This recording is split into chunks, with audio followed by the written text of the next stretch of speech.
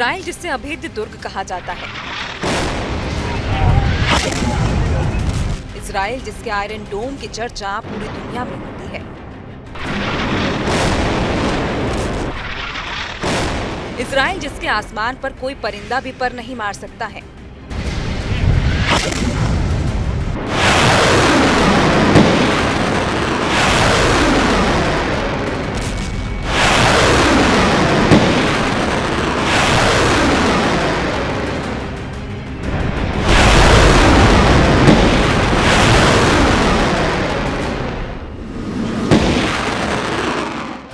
Israel के बारे में दुनिया ने आज तक यही बातें सुनी थी, लेकिन लंबे अरसे के बाद से इजराइल के अंदर इजराइल के लोगों की इतनी खतरनाक दुर्गति देखी जा रही है। जरा ये तस्वीरें देखिए, किस तरह से गाजा से मौत बनकर उड़ने वाले रॉकेटों ने इजराइल का सीना चीर दिया है।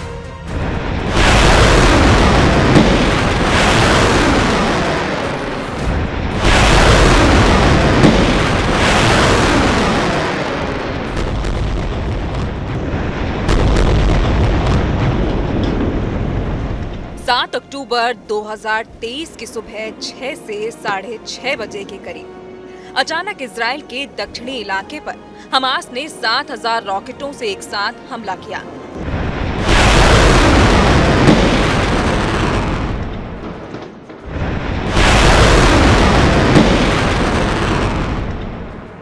हमला इतना प्रचंड और तीखा था कि इजराइल की सेना और प्रधानमंत्री बेंजामिन नेतन्याहू को समझ ही नहीं आया कि हमास ने अचानक इतना बड़ा हमला किया। शुरू के 60 मिनट तक इजरायली सेना हमास के लड़ाकों के हमलों को समझने की कोशिश करती रही, क्योंकि दक्षिणी इजराइल के इलाकों पर हमास ने 3 तरह से हमला किया: जमीन, आकाश और समंदर।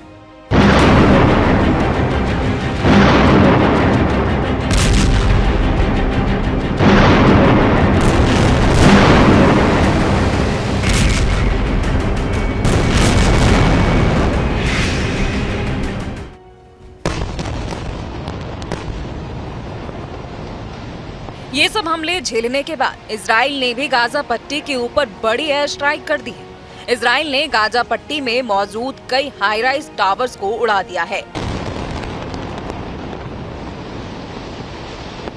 उनमें से कई टावर्स को हमास के आतंकियों का गढ़ भी बताया जा रहा है। ऐसे खतरनाक हमले गाजा पर लगातार हो रहे हैं कि गाजा के 20 लाख लोग डर से कांप रहे हैं।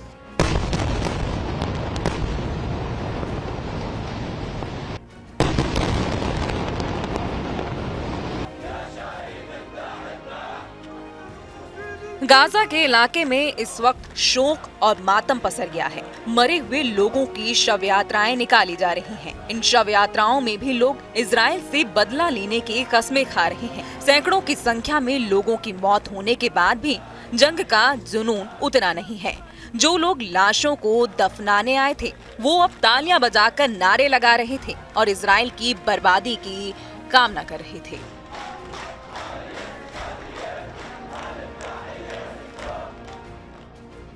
इन सब के बीच अब आपको एक हैरानी की बात बता दें।